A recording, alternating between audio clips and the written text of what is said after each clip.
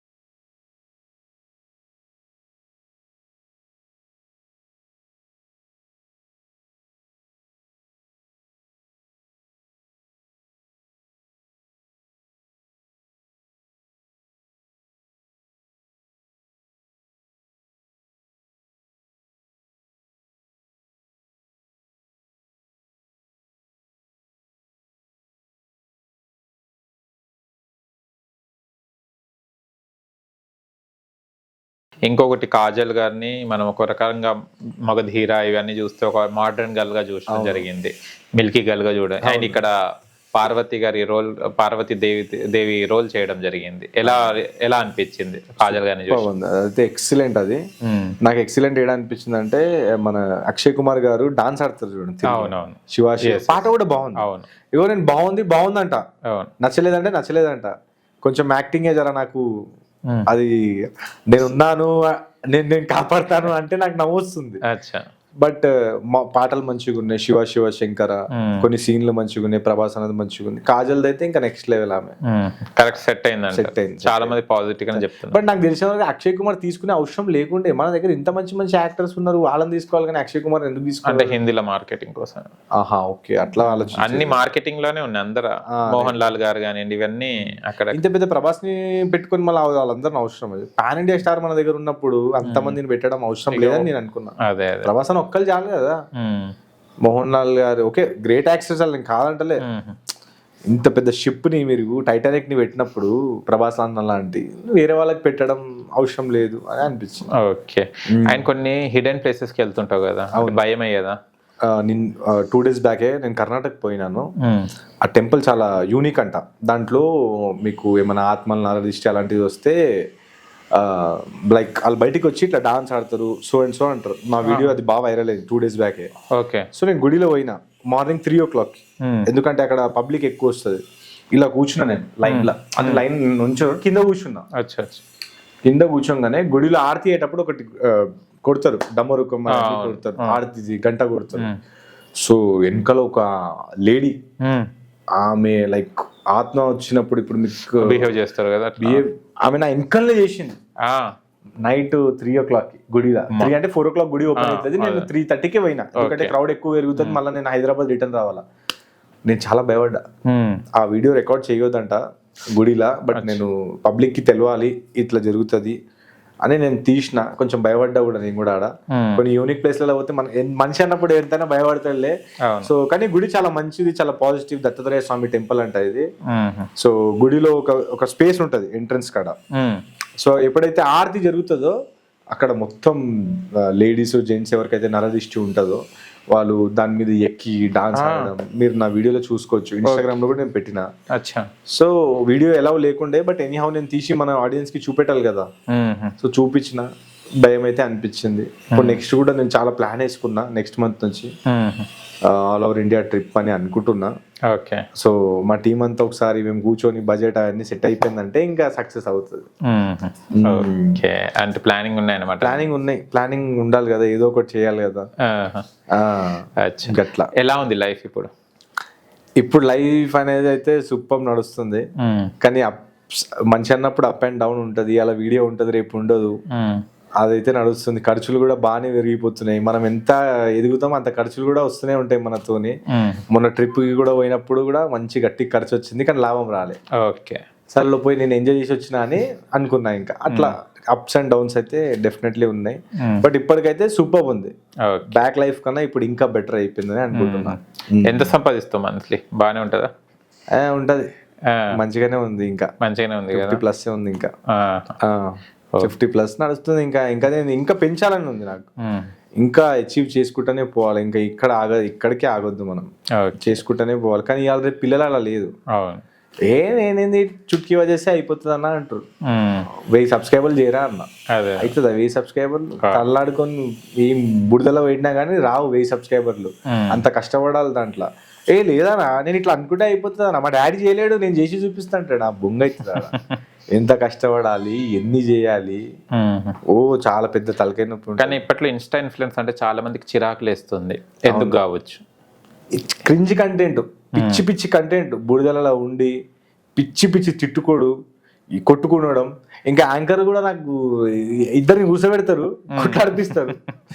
అట్లా చాలా గలీజ్ అది. ఒక నిజ్జత్ తీయడము, అంత పిచ్చి పిచ్చి చేస్తే జర చూడరు కదా. కానీ కొన్ని వీడియోస్ చూస్తుంటే అక్కడ ఇన్సిడెంట్ జరుగుతుంటే కానీ వీడియో తీస్తే కానీ వెళ్ళి ఆపుతలేరు. దీనికి ఏమంటారు? అంటే మొన్న ఒక ఇన్సిడెంట్ పాకిస్తాన్లో 16 మంది మధ్య నదిలో నిలబడి ఉన్నారు. పాపం వాళ్ళకి నీళ్ళు వస్తుంది కానీ ఎవ్వరు కూడా హెల్ప్ చేయలేదు. మన గవర్నమెంట్ అయితే ఇప్పటికీ అది ఆదుకునే వాళ్ళు. అక్కడ ఉన్నా కూడా వీడియో తీసేంత ఇంట్రెస్ట్ కాపాడదాన్ని ఎవరు కూడా ట్రై చేయాలి. అది అక్కడ జరిగింది. సో అలాంటి ఇన్సిడెంట్స్ కొన్ని జరుగుతున్నాయి. మనకి ఎవరైనా నరకడానికి కానీ కొట్టడానికి వస్తే కూడా వీడియో తీస్తారు కానీ ఆపడానికి ట్రై చేస్తలేరు. అది ఏంటంటే పబ్లిక్ది ఒక మైండ్ సెట్ ఏమైపోయిందంటే, వాళ్ళ గొడవలో నేను ఎందుకు పోవాలా, వాళ్ళ పంచాయతీలో నేను ఎందుకు పోవాలా అనే ఒక పబ్లిక్ది పిచ్చి మైండ్ సెట్ అయిపోయింది. ఇప్పుడు రోడ్డు మీద పోతూ ఇద్దరు గొడవ పడుతుందంటే ఎవరు ఆపడు, పోనీలే మనకి ఎందుకులే. కానీ అలా ఉండొద్దు, మైండ్ సెట్ చేంజ్ చేయాలా, పోయి మధ్యలో పోయి ఆపాలా. అరే వాళ్ళ లొల్లిలో నేను ఎందుకు అని ఇట్లా ఒకటి పిచ్చి మైండ్ సెట్ అనేది అయిపోయింది. ఇప్పుడు వానలు పడుతున్నాయి, వానాకాలం స్టార్ట్ అయిపోయింది. ఇప్పుడు హైదరాబాద్లో మీకు తెలుసు, వర్షాకాలం రాగానే రోడ్లు మొత్తం నీళ్ళు, చాలా ఇన్సిడెంట్ అవుతాయి. బట్ మనం యాజ్ అ సిటిజన్గా ఒక బాధ్యతగా తీసుకొని మనం కూడా హెల్ప్ చేయాలి అనేది హెల్పింగ్ నేచర్ లేదు. ఎవడు పోతాడు రాబోయి, నాకు టైం లేదు అని ఇలా. బట్ నాకు తెలిసిన వరకు ఏంటంటే, ఒక్కటి, నేను ఎంత డబ్బు సంపాదించినా, ఎంత పేరు సంపాదించుకున్నా, ఇది ఏం పనికిరాదు. లాస్ట్లో వచ్చేది నేను ఎంతమందికి సాయం చేశాను. దేవుడు నీకు ఒకటే అంటాడు, నీ కింద పంపిస్తే నువ్వు ఎంతమందికి సాయం చేసావు, నీ వల్ల ఎంతమందికి ఉపయోగం కలిగింది, ఎంతమంది నీ వల్ల ఫుడ్ తిన్నారు, ఇది ఒక్కటే పనికి వస్తుంది. ఇది డబ్బు పనికిరాదు, ఏం పనికిరాదు. నేను నా వంతు ఎంత అవుతుంది, ఇప్పుడు నాతో ఉన్నవాళ్ళు, నా కెమెరామెన్ కానివ్వండి, నా ఎడిటర్ కానివ్వండి, వాళ్ళకి దగ్గరుండి నేను జాబ్ వదిలిపించిన. వాళ్ళు మంచి కంపెనీలో జాబ్ చేస్తున్న వాళ్ళకి జాబ్ వదిలిపించినప్పుడు నా బాధ్యత ఏంది, వానికి 15,000 శాలరీ వస్తుందంటే నా దగ్గర ఉన్నప్పుడు వానికి 20 అయినా రావాలి. అలా చూసుకొని వాన్ ఫ్యామిలీలో ఏమైనా ప్రాబ్లం ఉన్నా కానీ నేను దగ్గరుండి, సరే నీకు డబ్బు కావాలా తీసుకో, నీకు ఈ ప్రాబ్లం ఉందా సరే నాకు చెప్పు, నేను సార్ట్అవుట్ చేసి ఇచ్చేస్తా. సో ఇలా నేను నా వల్ల ఒక 4 మెంబర్స్ ఎదుగుతున్నారు అంటే నేను ఐఎమ్ వెరీ హ్యాపీ. ఇంకా వాళ్ళకు కూడా చెప్తూ ఉంటా, ఎవరైనా ఉంటే హెల్ప్ చేసుకోండి రవి, పోయేటప్పుడు మన కర్మలే మనకు పనికి వస్తాయి, ఇవి ఏం పనికిరావు, మన పైసా పనికిరాదు, జేబులో ఉంచుకున్న ఏం పనికిరాదు. కానీ నాకు ఒకటి హైలైట్, ఒక ఇన్సిడెంట్ అయ్యింది. ఈ సిగ్నల్ మీద అడుక్కునే వాళ్ళు ఉంటారు కదా, సో మీరు ఎప్పుడైనా నోటీస్ చేయండి, ఐఫోన్లు ఉంటున్నాయి అబ్బా వాళ్ళ దగ్గర. అవును, మళ్ళీ వాళ్ళ అయితే నేను ఎందుకు చెప్తున్నా అంటే, నేను ప్యారడైస్కి రెగ్యులర్లీ పోయేటప్పుడు ఒక అమ్మ అలా రోడ్డు మీద కూర్చుని ఉంటే బాధ అనిపిస్తుంది కదా, 10 రూపాయలు ఎంతో అంత ఇస్తూ ఉంటా. రీసెంట్లీ నేను ఒకసారి కార్లు ఉన్నా, అక్కడ సిగ్నల్ కాడ నించొని ఫోన్లో మాట్లాడుతుంది ఇట్లా ఆమె, ఆ స్టైలు అమ్మో అనుకున్నాను. నా దగ్గర ఐఫోన్ లేదు బాస్, నా దగ్గర S24 అల్ట్రా ఉంది, ఆమె ఐఫోన్లో మాట్లాడేసరికి షాక్ అనిపించింది. ఇంకా అలా అయిపోయారు జనాలు, బిజినెస్ లెక్క చేసేసుకున్నారు. అలా ఎవరికైనా ఆమె ఫ్లాట్ ఉండొచ్చు హైదరాబాద్ లో, సో అట్లా దానం చేయాలన్నా కానీ ఆలోచించుకొని చేసుకోవాల్సి వస్తుంది. బట్ నేను ఎక్కువ మాటికైతే గాంధీ హాస్పిటల్ సైడ్, అసొంటి సైడ్లలో హాస్పిటల్లో అయితే మీకు తెలుసు కదా, అక్కడనే ఎక్కువ ఎవరికైతే అవసరం ఉంటుందో వాళ్ళే అక్కడ ఉంటారు. నాకు అయినంత తోచినంత, నాకేమన్నా హ్యాపీ బర్త్డే గిడ్డే లేదంటే మన ఛానల్ పార్టీ సెలబ్రేషన్స్ అనేది. ఓకే బాలాజీ, అన్ని చెప్పావు కరెక్టే, కానీ ఇప్పుడు మన నీ లైఫ్ కోసం వద్దాము. నీకు లవ్ ఉందా? ఇప్పుడు లేరు, ఇప్పుడు సింగిలే. పాత స్టోరీ అయితే ఉంది. ఎందుకు అప్పుడు ఏం లేదని వదిలేసిందా, లేకుంటే నీకు నచ్చలేదని వదిలేసి? ఏమో, ఆమెకి నాకన్నా బెటర్ దొరికినుంటే ఆమె వెళ్ళిపోయింది. బట్ నాకేందంటే సరే నువ్వు ఎక్కడున్నా హ్యాపీగా ఉండు, అంతే చూసుకుంటాం కదా అమ్మాయికి. కానీ నేను అనుకున్నారే ఈ అమ్మాయి నాకు దొరికి ఉంటే బాగుంటుండే అని, కానీ నన్ను వదిలేసి వెళ్ళిపోయింది. ఇంకా ఏం చేయాలి? కానీ నువ్వు లక్కీ పర్సన్, అలాంటి మధ్యలో వదిలిపోయే వాళ్ళు అప్పటికే అయిపోయింది. ఇంకేంది? అవును, అది కరెక్ట్ చెప్పినాను. కానీ ఇప్పుడు వాళ్ళు బాధపడితే నేను ఏం చేయలేను. ఇప్పటికీ ఇష్టపడతా, కానీ వద్దు, మనకు వద్దని వెళ్ళిపోయిన వాళ్ళు ఇప్పుడు వస్తా అంటే రేపు వదిలివరని ఏం గ్యారంటీ? అంతే, ఇప్పుడు నేను డబ్బును చూసి వస్తారు అట్లా. అందుకే నువ్వు ఇప్పటికీ ఇష్టం ఉన్నావు అమ్మా, కానీ నాకు నువ్వు వద్దు. నువ్వు ఎక్కడున్నా హ్యాపీగా ఉండు, నాకన్నా మంచి వ్యక్తి నేను మంచిగా చూసుకోవాలని అది ఒక్కటే కోరుకుంటాం మనం. కానీ ఇప్పటికి ఎట్లా అయిపోయిందంటే బాయ్ ఫ్రెండ్ పెట్టుకున్నా గానీ చెప్తలేరు, సింగిల్ ఉన్నా అంటున్నారు. రీసెంట్లీ ఇన్సిడెంట్ జరిగింది, సింగిల్ అన్నారు. సింగిల్ అన్నప్పుడు ఓకే మాట్లాడుకున్నాం, ఆమె కూడా క్రియేటర్, బాయ్ ఫ్రెండ్ ఉండు, సరేలే ఇంకా ఏం చేస్తాం, ఇంకా ఎవరిని ఏం నమ్మాలని మనకు తెలియదు. లవ్ అన్నా కానీ ఇప్పుడు చెప్పినా కదా స్కామ్, ఇది ఒక పెద్ద స్కామ్. సో బెటర్ మనము ఈ లవ్ జోలికి పోకుండా మన కెరియర్ని, మన ఇన్కమ్ గట్టిగా మన అసెట్స్ని బిల్డప్ చేసుకున్నాం అనుకో, అండ్ లవ్ ఆటోమేటిక్ 100 లవ్ వస్తే ఒక సెలెక్షన్ చేసుకోవాలి మనం. అట్లా అనేది నేను అనుకుంటున్నా ఇప్పుడు present. Nice. Okay, next promotion videos ఇవన్నీ? ప్రమోషన్ రీసెంట్లీ చేసా ఒకటి, కరుంగిలి మాల అని. నమ్ముతావా? నేను ఎందుకు అమ్ముతా? నమ్ముతావా అంటున్నా. నమ్మడం అంటే ఇంకా వచ్చింది అది, మాల అయితే చాలా జెన్యూన్ ఉంటుంది. బట్ నా దగ్గరికి వచ్చింది అది ఒరిజినల్ అని చెప్పారు. నేను ల్యాబ్లో అయితే టెస్ట్ చేయలేదు. డెఫినెట్లీ వేసుకుంటే బెనిఫిట్స్ ఉంటాయంట అది, దాని గురించి. అది తమిళనాడులో ఎక్కువ అమ్ముతారు అది. ఇక్కడ మన దగ్గర నేను తెప్పించుకున్నా, అట్లా ఇచ్చారు, చేసుకున్నా, మంచి ఇన్కమ్ ఇచ్చారు. నేను చేస్తే ఒకటే చేస్తా, పెద్ద అమౌంట్ ఇచ్చారు కదా అదే చేసేస్తా. ఈ చిన్న నాకు చేయబుద్ధి కాదు. కానీ ఇంకా బ్రాండ్స్ వల్ల మనకు పరిచయం ఉన్నట్టు వల్ల చేయాల్సి వస్తుంది, చేస్తున్నది కూడా. థర్డ్ పార్టీ ప్రమోషన్స్, ఇంటర్వ్యూస్ కూడా, పెయిడ్ ఇంటర్వ్యూస్ అవి ఎక్కువ ఉంటాయి. నేను ఇష్టం ఉండదు నాకు ఇంటర్వ్యూస్ చేయాలని, కానీ ముంగడి వ్యక్తి ఇంకా నీకు ఒక ఎక్సైట్మెంట్, ఒక టెంప్టింగ్ అమౌంట్ ఇచ్చినప్పుడు చేయాల్సి వస్తుంది, అది చేస్తుంది. దానికంటే బాలాజీ స్టూడియోస్ నేను కూడా పెట్టుకున్నా. మీరు తొందరలో మీది ఏదో నడుస్తుంది కదా, అది సక్సెస్ అయితే ఓకే మీరు ఓకే కాదు, ఇక్కడ ఇవ్వాలి నాకు, షూర్ నాకు మీరు ఇవ్వాలి అప్పుడు షూర్ కంపల్సరీ. కంపల్సరీ. ఇది ప్రూఫ్ పెట్టుకుంటున్నాను నేను. ఓకే మళ్ళీ నేను ఇప్పుడు అన్నా, కొంతమంది అంటారు కదా అదే. నేను అనలేదే, నేను ఎప్పుడు చెప్పలేదు ఇంటర్వ్యూ ఇస్తా అని. లేదు అట్లా లేదులే. ఓకే అలా మీరు కాకండి, మంచిగా ఒకరికొకరు సపోర్ట్ చేసి. కానీ బాలాజీ స్టూడియోస్ కూడా ఫాలోయింగ్ చాలా బాగా పెరిగింది. ఇప్పుడు 2 lakhs అయిపోయింది. మనం మొన్న కలిసినప్పుడు 1 lakh ఉండే. 1 month కూడా కాలే. ఏదో నా అదృష్టం, నేను చెప్తున్నా కదా, మిమ్మల్ని కలిసినప్పుడు కల్లా అదృష్టం నాది చేంజ్ అవుతుంది. ఓకే అప్పుడు బాలాజీ స్టూడియోస్ 1 ఉండే, ఇప్పుడు 2 అయిపోయింది. అదే నెక్స్ట్ టైం వచ్చినప్పుడు 5 అవ్వాలని మీరు కోరుకోండి. ఆ 5 నేను మీతోనే స్టార్ట్ చేస్తా. Oh sure okay. All the best Balaji లాక్స్. చాలా చాలా థ్యాంక్ యూ. బాలాజీ అనడం రాదు, లాక్స్ అనే పైకి అది వచ్చేది. ఆ పేరు కూడా సింక్ అయిపోయింది. స్టార్టింగ్ నుంచి నేను అదే పేరు పెట్టుకున్నా. అదే ఇంకా నాకు అది తీయబుద్ధి అయితేలే. బాలాజీ బ్లాగ్స్ అంటున్నాను, అవునవును ఇంటి పేరు అంటలేరు. అవును మా మమ్మీ ముందు మొన్న మార్కెట్ లో బాలాజీ బ్లాగ్స్ అంటారు. బాలాజీ నువ్వేరా బ్లాగ్ అంటే ఏంటన్నారు. అదే మమ్మీ వీడియోలు చేస్తున్నా కదా, దానికి బ్లాగ్స్ అంటారు, అలా పిలుస్తున్నారు నన్ను అంటే. మా మమ్మీ కూడా పిలవడం స్టార్ట్ ఓకే ఏదో ఫన్ మంచిగా అనిపిస్తుంది నాకు కూడా.